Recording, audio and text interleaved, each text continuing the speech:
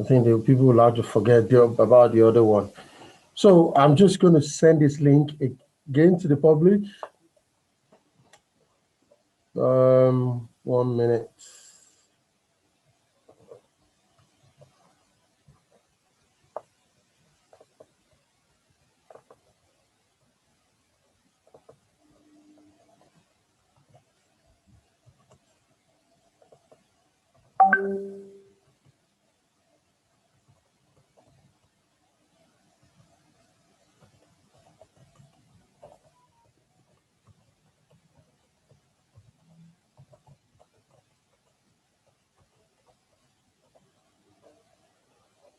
I'm sorry for this.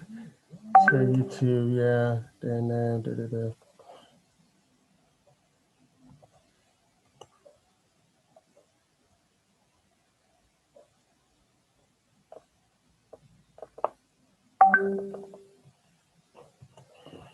right.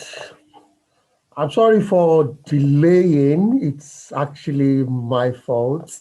I've put my camera on now. Thank you very, very much for coming today. So, as you're fully aware, I've told you this is actually live on YouTube now.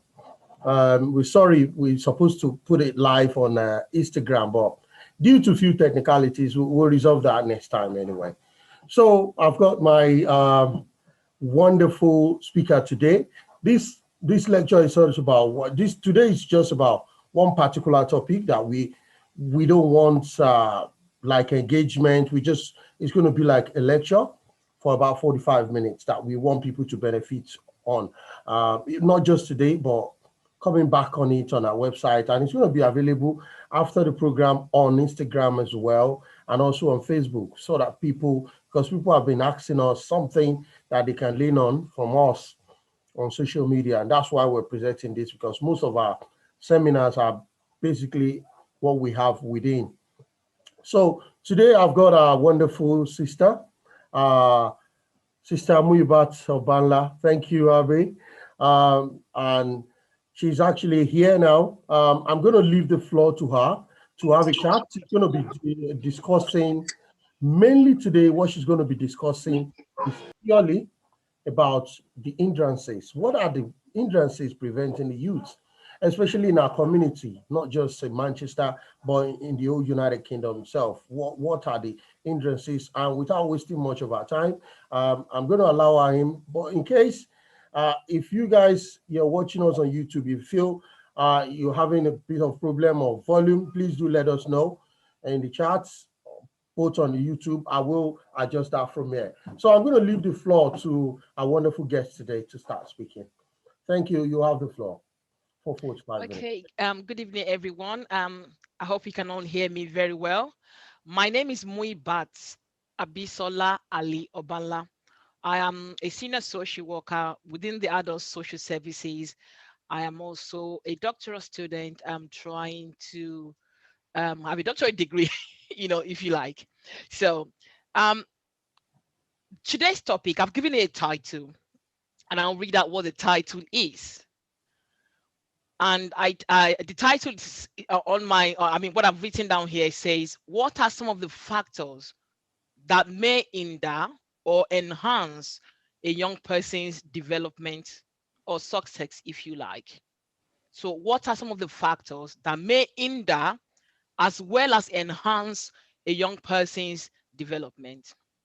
Firstly, I would like to make a statement, and my statement goes thus: young people's values, beliefs, and attitude are as diverse as the young people themselves.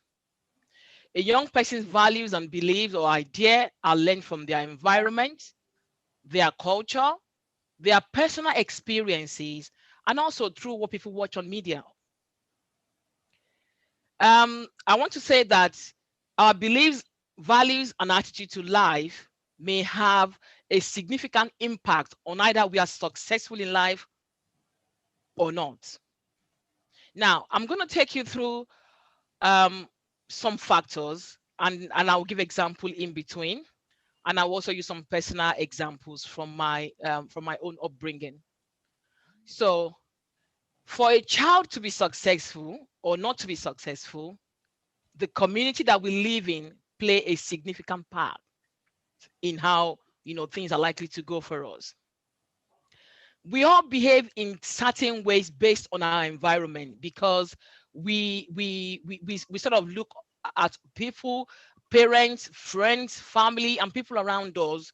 We model their behavior. And if you look at the social learning theory by Bandura, it says that children learn through copying and modeling people.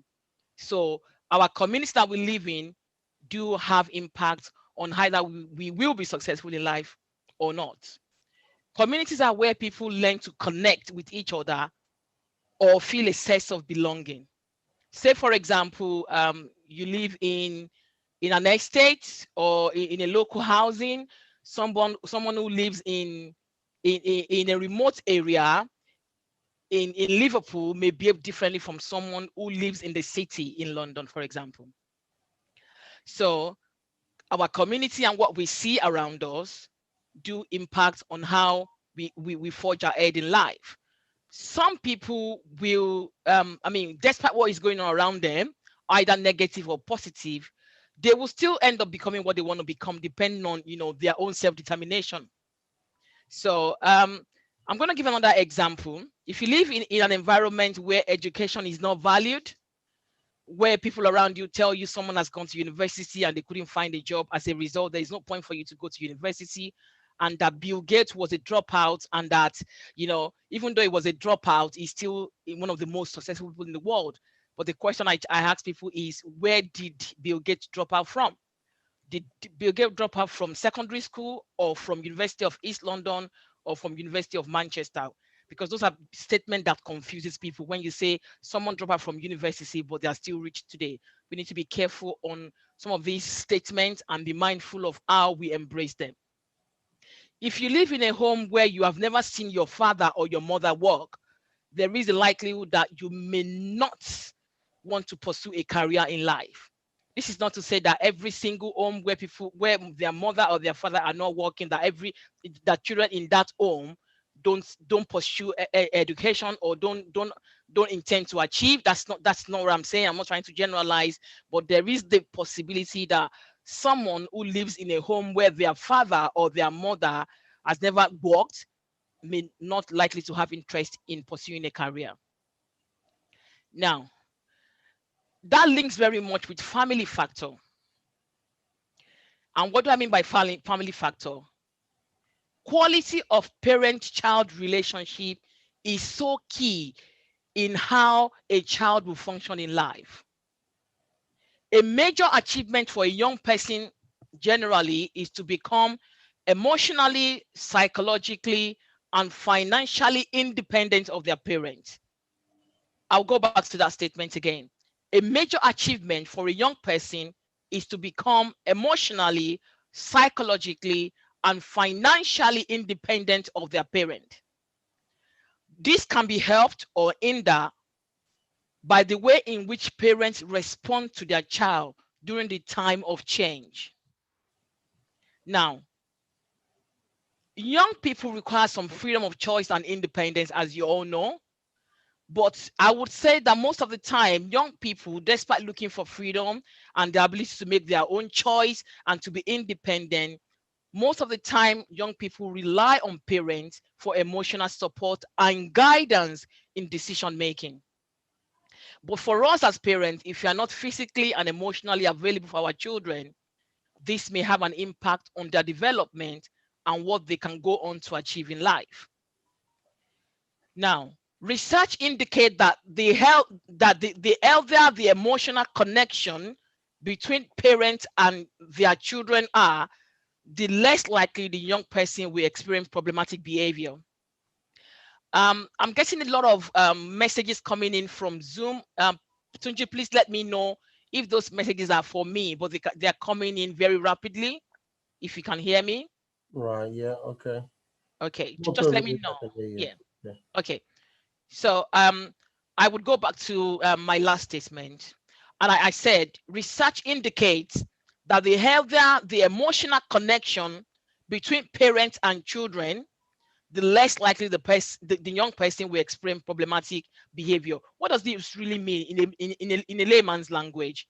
So a child, a mother or a father who is emotionally available, who has created a space, that environment to connect with their child, to communicate with their child, yeah, to know when the child is down, to know when the child is all right, to know when the child is unwell, to know, to discuss and talk about the plans that the child have, the less likely that young person will experience problematic behavior, such as crime, drug use, alcohol use, or even mental health problem. So it is so important that parents must be emotionally, physically, and even financially available for a child. Failure to be able to available for a child with all of this that I've mentioned may not allow the child or may hinder the child, if that's the right word to use, from achieving in life. Now, something tallies very well with this family factor, and that is teenage pregnancy. Teenage pregnancy can hinder success, and this is particularly for girls. So if you're a girl and you're on this platform, please listen to this very well. Now, I will start by saying that a report by the Office for National Statistics shows that in England alone, 16.7 per 1,000 young women under the age of 18 became pregnant. This was in 2017. Now, the good news is in England and Wales, teenage pregnancy is falling compared to what it used to be in previous years. However, this is not to say that there are no, there are no issues when it comes to teenage pregnancy. A lot of girls between the age of, I heard today from a source that a 13-year-old girl felt pregnant and was quite proud of it and wanted to keep the child. And one of the things I asked the person who told me was that this child you're talking about, what is going on in their family? Is there any mother who uses drug or alcohol? Is there domestic violence in that family? What is going on? And the answer to that was that yes, mom and dad are problematic drug users, and that's what I said. That's why I said teenage pregnancy tallies well with family factors. So if you're living in an environment where abuse is taking place, where domestic violence, is what you experience every day, there is a possibility that the child may end up engaging in sexual activities as early as even 10. And what happens at the end of the day is to fall pregnant, because many of them are not even aware of what it means to use contraceptions. Now, the impact of teenage pregnancy is so massive. I don't know how much emphasis I can lay on this, because this can actually stop you from achieving what you want to achieve in life. And I'll tell you some of the impacts. Teenage mothers are more likely to drop out of high school compared to girls who delay childbearing. This is what research suggests. Teenage mothers are likely to have their education cut short. A teenage mother may lack job skills because they don't have any actually. They haven't learned anything in life and they're pregnant. And teenage pregnancy can make it hard for young mothers to find or even to keep a job. Teenage mothers are more likely to live in poverty than women who delay childbearing. I mentioned that before. Now, most of the time, you'll find that young women who get pregnant, they don't also have good parenting skills. And they also don't have, good social support network. So many people who fall pregnant, at the age of maybe 18, 19, thereabouts, without good education, without any job, may end up, living on welfare benefit for the rest of their lives if they're not careful. Now, one thing I want to talk about before I go to the next point is that children whose mothers were age 17 or younger when they were born. So I'm talking about those people who were born by teenage mothers. They tend to have more difficulties in school, and they tend to have poorer health condition than children whose mother were 20 and 21 above. So take note, when we are engaging in sexual activities, we need to be mindful and be cautious of how we do things. We need to remember, that we need to achieve. There is no time that you cannot be married and that you cannot have babies, in as much as you do what you need to do at the right time. There is time for education, there is time to go to school, there is time to be educated, there is time for university, and there is time for married life as well. So be careful when you mingle with people who are likely to lead you astray. Now, again, this tallies, some of these factors are quite interwoven. So my next point here, it's about peer pressure, discrimination, and bullying. Peer groups generally, they play an important role in a young person's life, particularly during the period of adolescence. Some of us may be very familiar with a gentleman who is an American.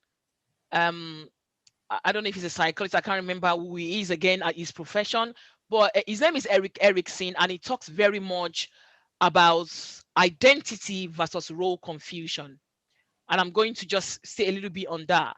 So when you are growing up as a young person and you get to that teenage years, this is a period where a lot of us, a lot of teenagers want to disidentify from their parents.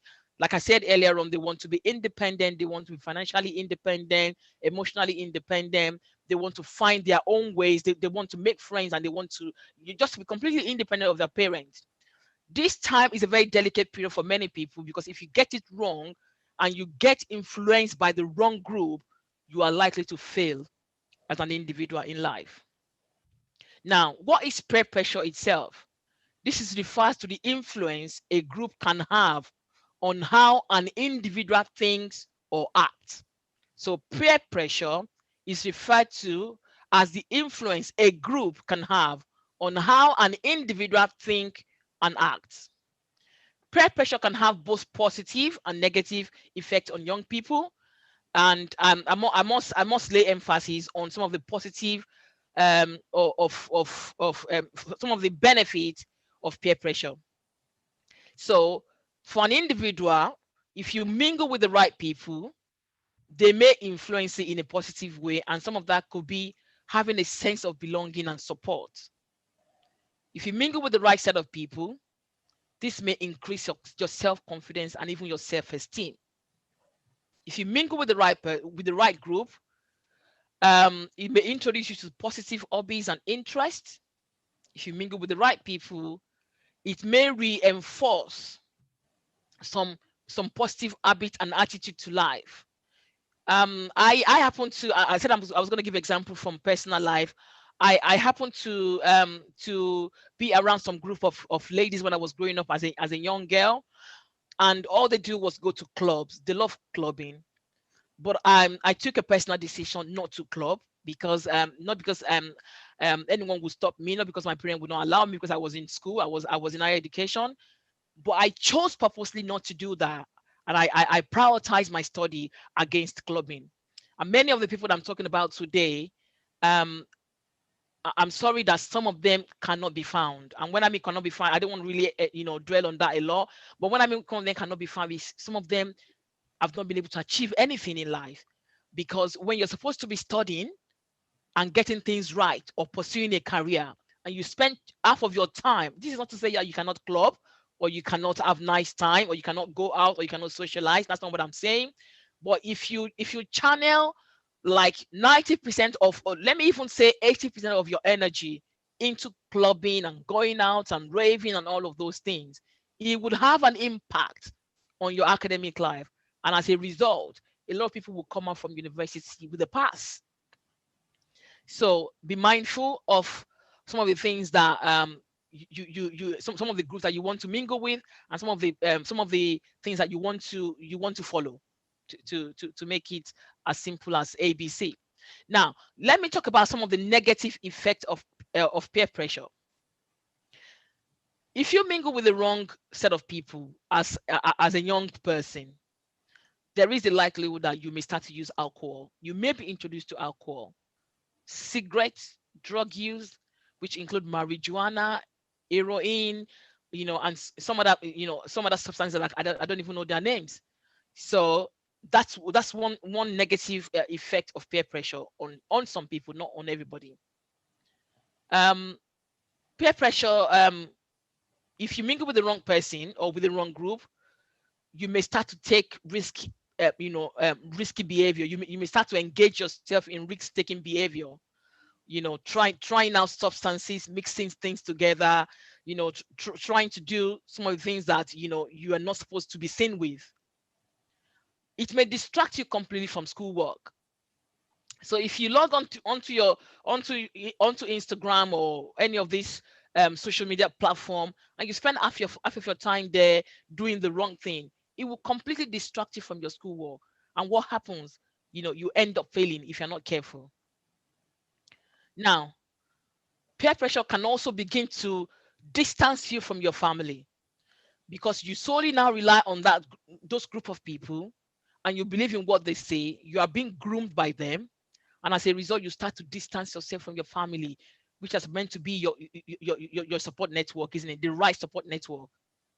Now, what you will notice is when people are being influenced by their peers, it's a drastic change in their behavior and attitude towards life completely. Some people may want to drop out of school and want to make quick money. Some people are being groomed for sexual exploitation.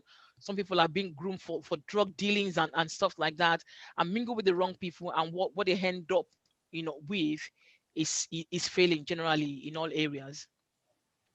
Now, I'm going to give you some statistics, or not statistics per se, but some key information around drug and alcohol use. Generally, it is believed that teen substance abuse has and continues to be a societal concern. Not only can these substances adversely impact young people during their formidable years and threaten teen success, but those who regularly ingest drugs might significantly harm their chances for achievement later in life, which I already mentioned. Many teenagers turn to occasional use of drugs to influence um, I mean, what I'm trying to say here is that many people start to use drug. When I mean many people, I'm talking about teenagers. They start to use drug as something recreational, or occasionally they use it once in a while when they go to party, because they want to belong. They want people to see them as, as being strong, as being powerful, as being in there and all of that. So they begin to use drugs occasionally. But before you know it, it becomes problematic. It will escalate, and it goes from being occasional to now being completely dependent on drug, which sometimes you can call addiction. So you need to be mindful of all of these things. Underage drinking and alcoholism can also have serious impacts on how people function, and on how much people can achieve. So if you're drinking alcohol, for example, you drink a glass of wine today as a young teenager, and then you go to a party the next day, you drink two glasses of wine, and then you begin to increase it. If you're not careful, this is not to say that you cannot have you cannot drink for social reasons, but if you begin to drink and when I find that you are having to drink every day or every now and there, or you need to begin to check yourself, because alcohol drinking can have significant impacts on your physical, psychological, and emotional well-being, and can end up affecting your academic lives. Now, as a young person, my advice is for you to think critically about the sort of group that you want to move with, as this may have an impact on your personal development. Think about the people you want to mingle with. Think about the platform you even want to belong to, because I see so many things going on now, which I call them displacement activities, because while you're supposed to be doing something that will be useful for your life, you're busy being on TikTok, on Instagram. I mean, this is not to say you cannot use them, but you need to be mindful of how much time you spend on some of these things. Tunji, please let me know if I've spent too much time, because I No, still no, have a. a few minutes. You're the main speaker today. It's all about the lecture. Okay, I'll let you know. 15 okay, minutes more. okay. Now, I must say that Abuse can also have serious impact on what a young person or even an adult can achieve in life. Now, abuse can be physical, sexual, emotional, willful neglect, human trafficking, modern slavery, name it all. Now, any form of abuse can have serious impact on how a child functions in life. Research suggests that abused and neglected children are at higher risk of lower academic achievement. Again, research indicates that mistreated children have a greater instance of exhibiting poor social skills and classroom behavior problems. Children who have experienced abuse are far more likely to drop out of school before completing high school. So, and that brings me to what I intend to say a little bit on, which is about parenting. I don't know if you've got parents online. Some children, I mean, within the African community, I don't know my audience tonight because I can't see who people are, but within the African community, many of us, not all of us, believe that we can physically chastise a child. You can beat your child. We were beaten, and we managed to grow up and we are successful.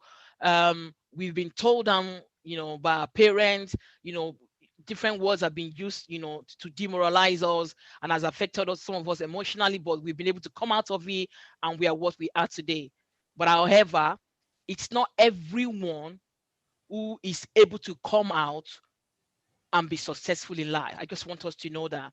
So children who experience physical abuse, sexual abuse in their own homes or even or wherever they are living, emotional abuse, telling somebody you are useless, you are very stupid, you can't achieve anything. Look at what your mates are doing. All of those words can have serious impact on what a child can achieve, because before you know it, it then becomes a self-fulfilling prophecy. The child begins to internalize all of those words and they begin to act on them. So for us as parents, I don't know who is online, we need to be mindful of some of the words that we use for our children. We need to take a step back at every time when we're dealing with our children, reflect on our actions, and try to make reparation where necessary. Abuse within the home, domestic violence between the mother and the father can have serious impact on what a child can achieve in life. Now, I want to say that some people have experienced all of these things. They've lived in the wrong environment. They've lived in a tower block in somewhere in Peckham, high rise, blah blah blah. You know, they've lived in overcrowded environment. They've been abused and all of that, and they still come out to be successful. There are cases like that, but generally, abuse, domestic abuse, our community, peer pressure, all of things we see around us can have an impact on what we can achieve in life. I don't know if I've been able to to convince you that all of these factors can hinder how a young person or even a grown-up adult can impact what they can achieve in life. Tunji, that's the end of my presentation. I'm Thank going you. to hand over to you. Thank you very much. Thank you very much for that presentation. Like I said to you, most of our audience are on YouTube, and we have few online as well. But it's a lecture we want to keep for people to go back and listen to. But a few questions I've got now from the audience now. You've laid out all these problems. Most of these things are being highlighted by yourself, but few improvements have not been mentioned. For instance, teenage pregnancies, you mentioned that one. It's a growing thing which leads to them becoming a parent at a early age, and which leads to further problem because when you give birth to a child at maybe, for instance, 17, 14, 13-year-old, it's going to be a problem. It's going to be a recurrence problem. Uh, in this regard, you haven't highlighted what are the solutions you're suggesting for parents to look out for and the teenagers as well, especially from your point of view, professional point of view. Just give us that instance, and also from a parental point of view, and also this peer pressure. I know you have two sides of the pressure in terms of the positive side and the negative side. That's more of very straightforward thing. But we want a bit of solution to few ones you've mentioned about. For now, it's a very growing thing for the children, for the teenagers to use TikTok, TikTok or Snapchat or Instagram. How do you think this can be managed or probably controlled from your point of view on both sides, professional and parenting point of view? Thank you. I think from a parenting point of view, in terms of using social media generally, depending on the age of the child. So if you have, I mean, personally, I'm not a parent that would give a phone to my 10-year-old. I wouldn't do it. Yeah. Some people are more comfortable to do that. Sophisticated phone can be given to a child. But if you're giving a child phone, or they have access to a laptop or a tablet, whatever they have access to, and you know that they can just Google and join anything, you need to put something in place how you're going to monitor them. I think there was a time you mentioned on this platform on different ways how parents can have control over what their child can access. I don't know if you want to put that information back, because I wanted to ask you as well for that. I will say, yeah. Yeah, I think that can be done. But generally, for me as a parent, I would not give a phone to a 10-year-old. And even when you give a phone to a 10-year-old, what is the purpose of that phone? Is it that so that the child can receive a call, or you can find out where they are? Or have you given it to the child? You need to ask yourself that question. Have you given it to the child so that they can access Google or Facebook or things? I have seen parents also opening Facebook page for their 10-year-old child, and things like that. And for teenagers, I'm talking about um teenagers between the age of 16 and 21, or 20, if you like. Those group of people, of course, they have all the freedom to access whatever they want to access. But as a parent, you need to be reminding them and be speaking to them of the danger out there. I speak to my 13-year-old about the use of social media. I've seen her downloaded a few apps, and I ask questions: what are these things for? Who are all these people? And I've been able to put something in place to monitor what she's using. So that's what I would say in terms of using social media generally. We can't just leave them and ask them to get on with things without monitoring them. I hope I've answered that question, Tunji. Yeah, you have answered the question. Thank you very much. Okay. Now, for in terms of teenage pregnancy that I talked about, yes, I talked about the impact of teenage pregnancy on anyone who happens to be a victim. I would say with a quotation marks. Now, if you are a young child, right? First and foremost, I'm going to go back to my African life, my culture now.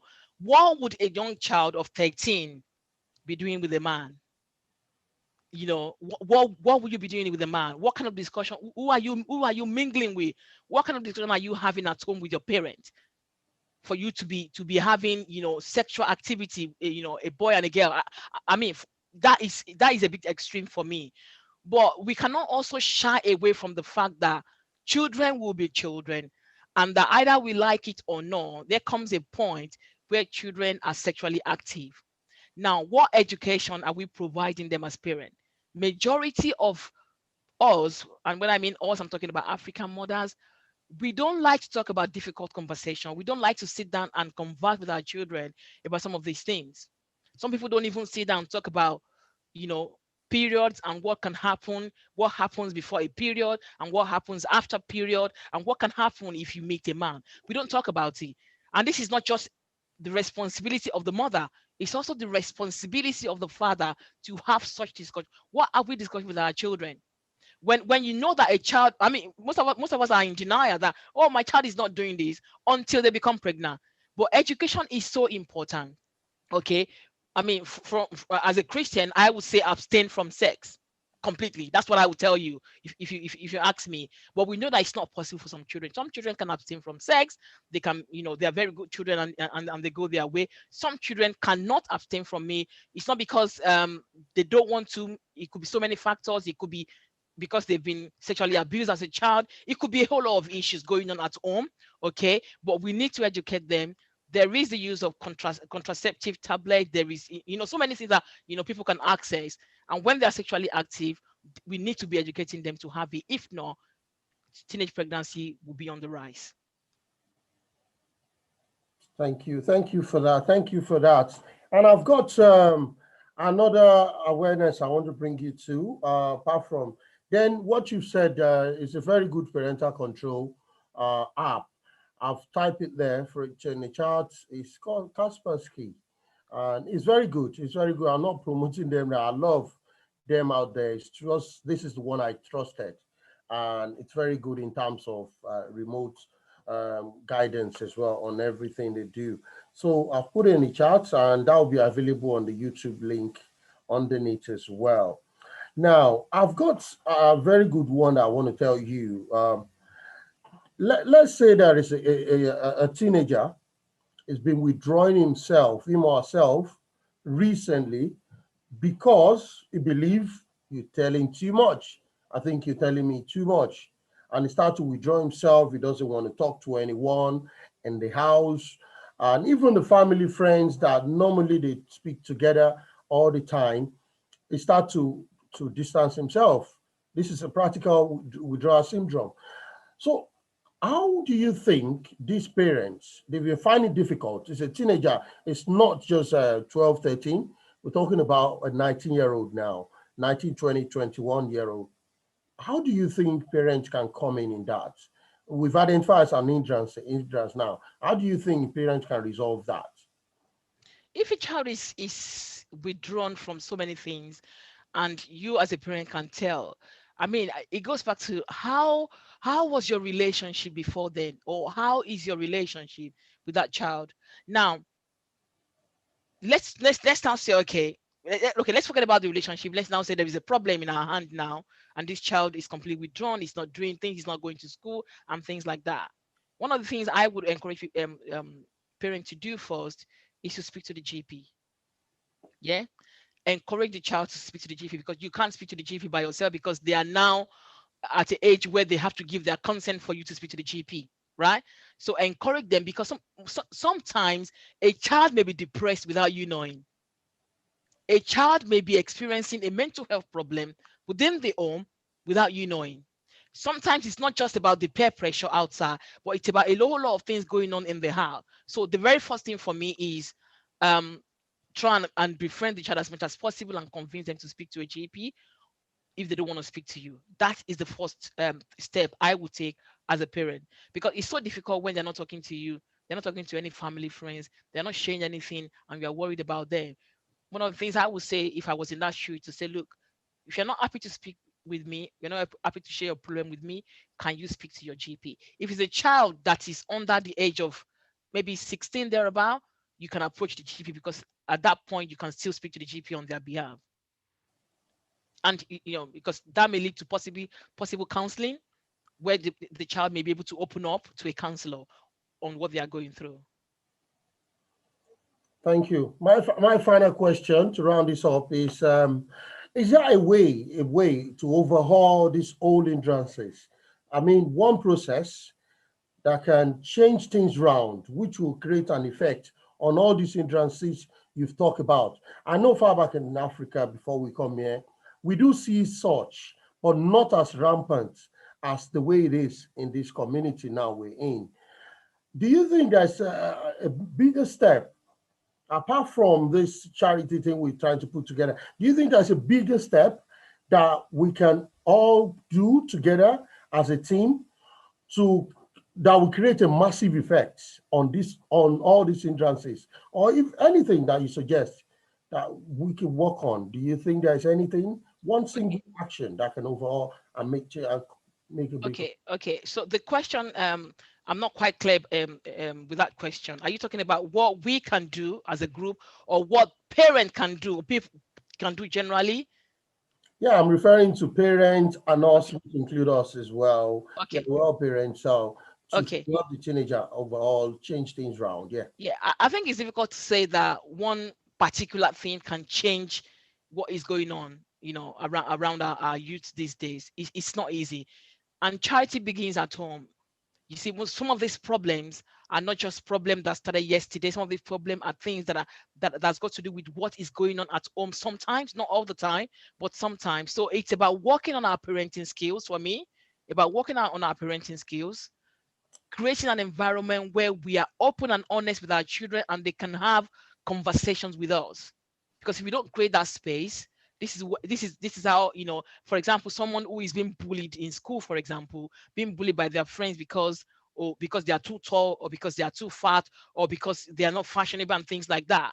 If you have a child who is being bullied and the child is unable to open up to you, then that means you as a parent, you haven't created an environment where the child can come to you and tell you what they're going through. So being able to create a space to communicate with our children would change a lot of things. Would change a lot of things. That's what I believe, Tunji.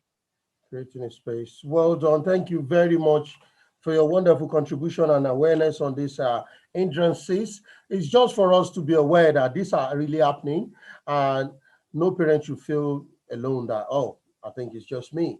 So this shows that it's actually happening everywhere. And you have mentioned a lot of points that we all need to take home.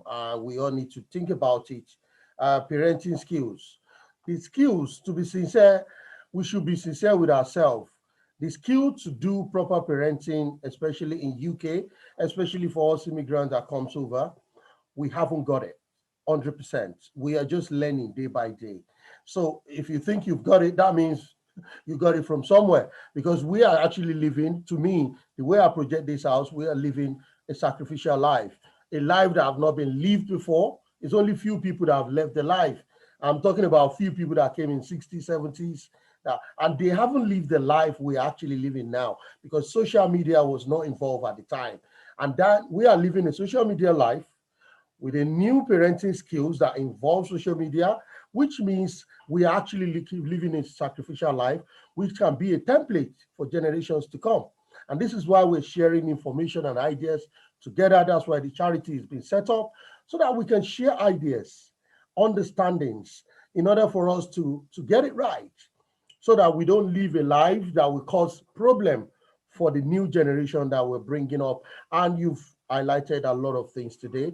And from your professional point of view, audience that will be listening to this, even today or in the nearest future, I should let you aware that every fact and everything that has been said from our sister today is also from professional point of view. She's in that line. She have an understanding of what she's talking about, and also from parental point of view. And I'll say thank you very, very much. But before I let you go, there is something that is going on now.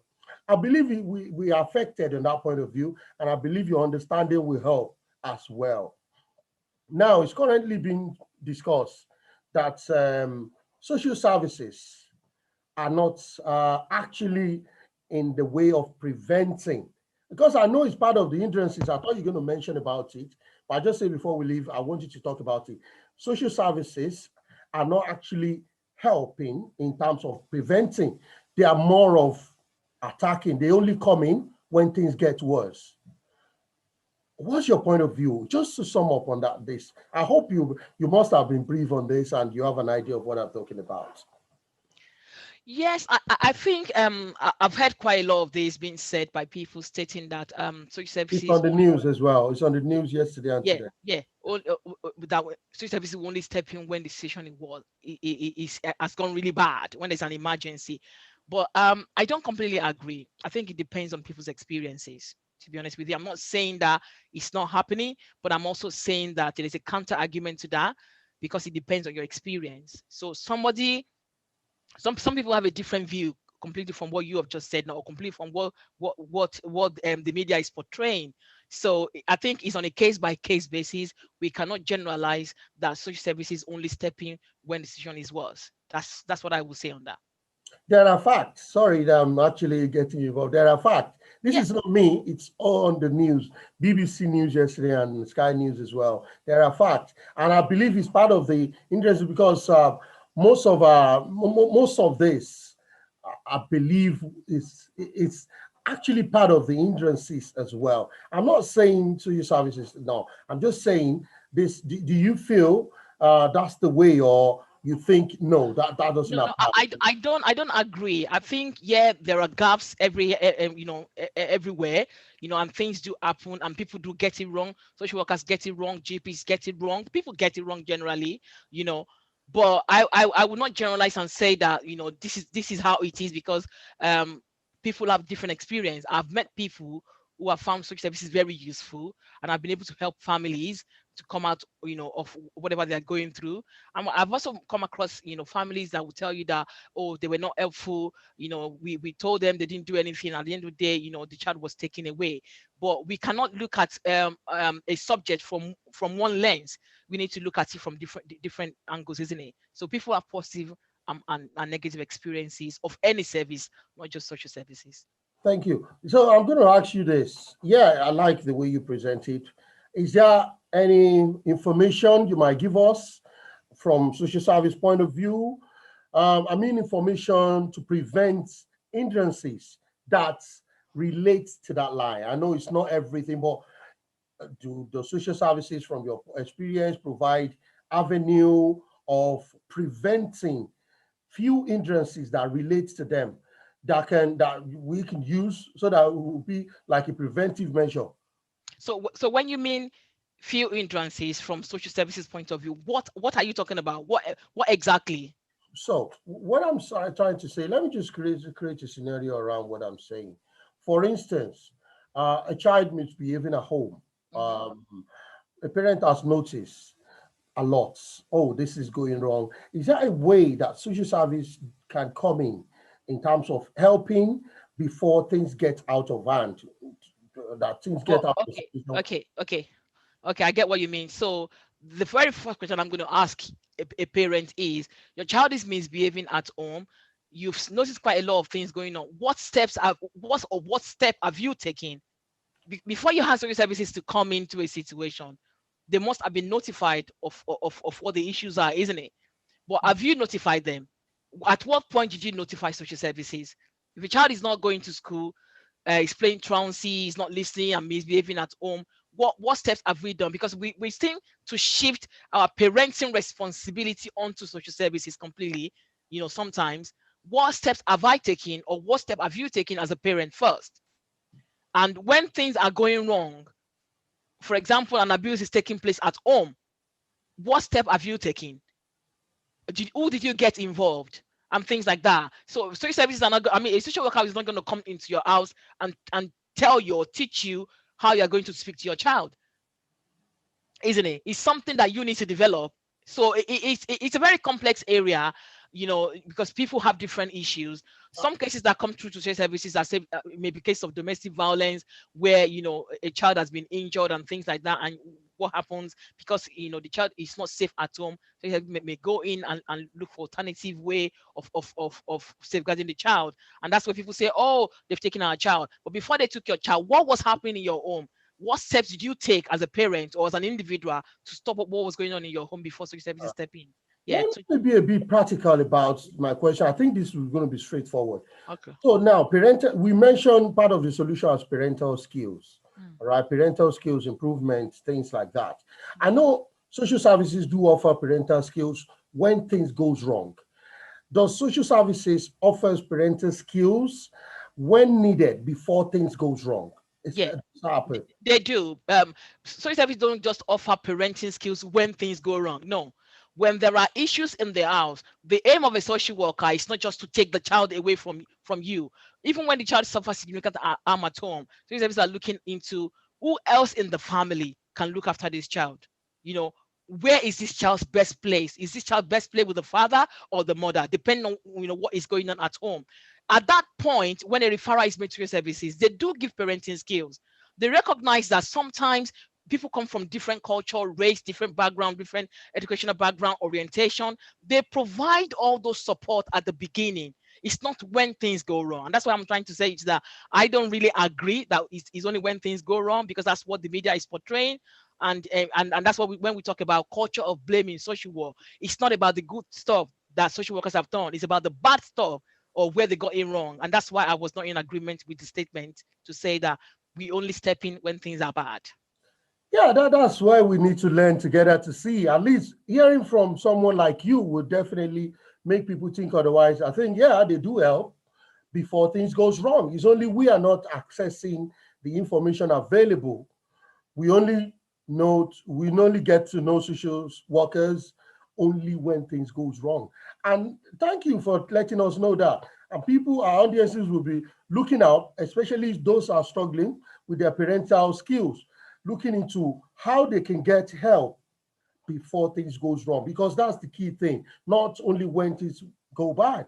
So thank you for clarifying that, and we so much appreciate your time today for coming on our program today, Manchester Youth Empowerment How We Talk. It's been wonderful. Thank you once again, and we wish you a very, very successful PhD. We want to be calling you doctor as soon as possible. I know that's achievable anyway.